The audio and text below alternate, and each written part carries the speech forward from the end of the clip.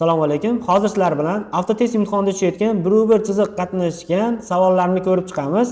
Hop, bir chiziq quyidagi vazifalarda qo'llaniladi. Birinchi vazifasi qarama-qarshi bo'lakni ajratadi. Bu bir chiziq qo'llanishiga ko'ra 10 yoki 12 sm bo'ladi.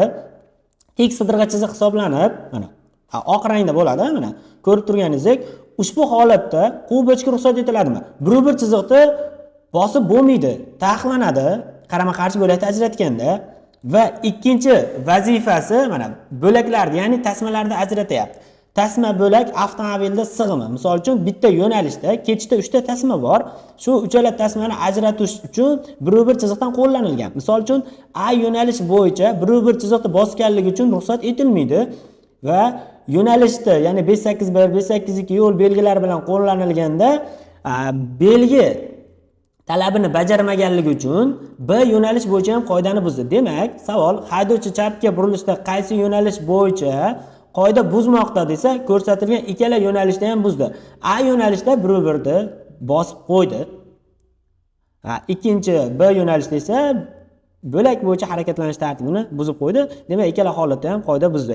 Keyingi chizig'imiz orolcha chegarasini ajratadi. Mana oq chiziq bilan belgilangan orolchaga kirishga ruxsat etiladimi? Orolchaga kirish ruxsat etilmaydi, mana taqiqlanadi.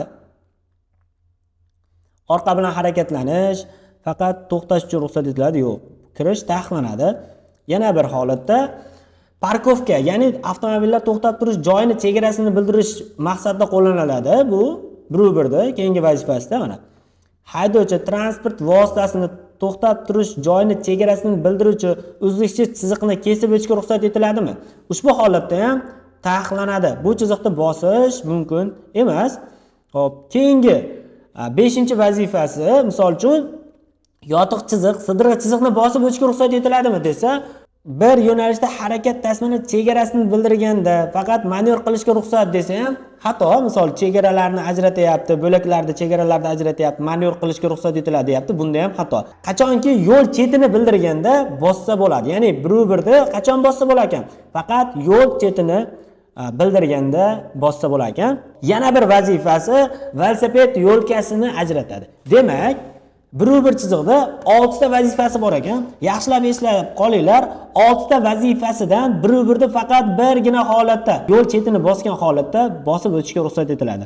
Shu kabi foydali ma'lumotlarni o'tkazib bormaslik uchun sahifamizga, Telegram, Instagram sahifamizga obuna bo'ling.